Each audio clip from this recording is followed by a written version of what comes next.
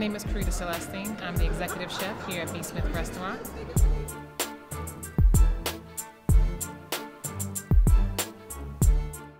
My great-grandfather was an executive chef in Atlantic City, and my uncle also, he does catering, and he cooks sometimes in churches, but he also does catering. My father loved to cook, and the first time I saw an actual wok was in my kitchen. My father brought it and he made dinner out of it, and we were like, what is that thing? And he was the one to introduce us into vegetarian lasagna, into different types of food. So he was my inspiration, and of course my grandfather, it was pretty much in me already, and I started to bake cakes, so that got me started. My father was the main one who started showing me that you can do other foods rather than what you would normally do, the regular American cuisine, but you can also include different cuisines into your healthy life. I went to Drexel University in Philadelphia. I studied culinary arts, so I have my bachelor's degree in culinary arts and I have my associate's degree in business management. When I graduated culinary arts school, I started out as a garde manger cook. I started out in prep, doing salads. I started out from the ground up. I did not come into the kitchen saying, I have my degree, give me this much money, look what I can do. You know, this is, now I want to be head honcho. No, when I came into the kitchen, I was humble with it, although I knew I had the skill. It was still something to prove also for myself that, okay, let me make sure that I know exactly all that I want to do.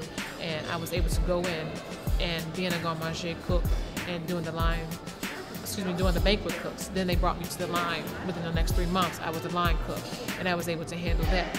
And from there, I went on to doing more things, doing the grill, the saute, learning every single area of the kitchen.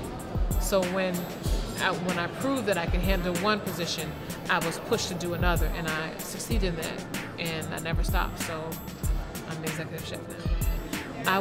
I would definitely say go to culinary arts school, because that's where you get your knowledge. That's where you are able to know the basics, the basic knife skills, the basic words and terminology that's used inside of a kitchen. And that's where you also get your confidence, because some people start as a dishwasher or as a fry cook, thinking that they can never handle a challenge, be challenged by working a saute or being the sous chef. So sometimes people knock themselves back. But when you come from a culinary arts school and you know you have the confidence, okay, I know this, I can do this. I am the communication between the owners and what they expect their guests to receive.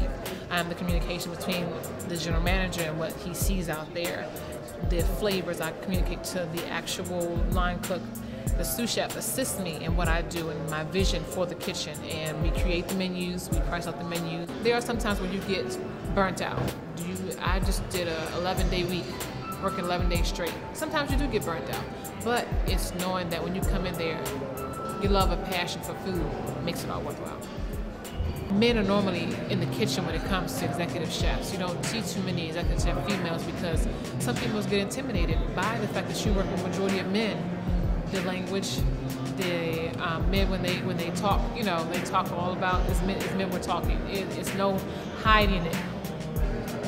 It's as if you were in a boys' club. You just walk into a boys' club. You're working in the kitchen with a bunch of men, and you have to make yourself either feel comfortable or surround yourself with enough confidence that, okay, I can do this. There's definitely pressure when it comes to executive chefs, because it's, now that you have all these TV shows, Top Chef, you know, all these different TV shows, it's okay, oh, what can you do, you know? So it's definitely pressure. My main focus is the flavor, the love of the food. I don't focus on who I'm serving. I focus on that there's love in the food, that every single dish goes out to the proper standard, that every single dish goes out with 100% in that dish. And that's that's my mindset. I'm not 100% sure what my next prize, what my next step is.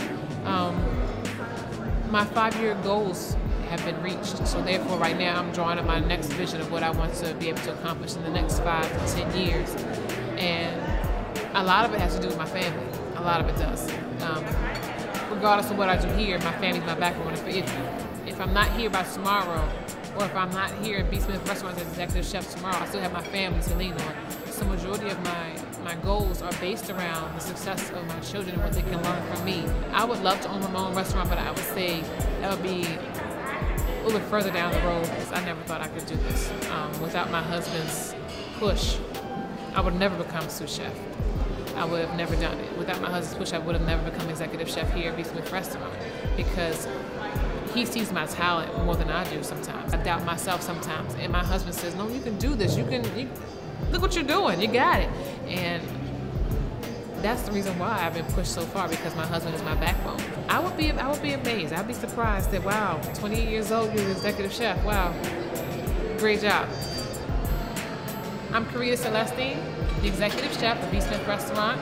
Thank you all for listening. This is my story at grnpaper.com.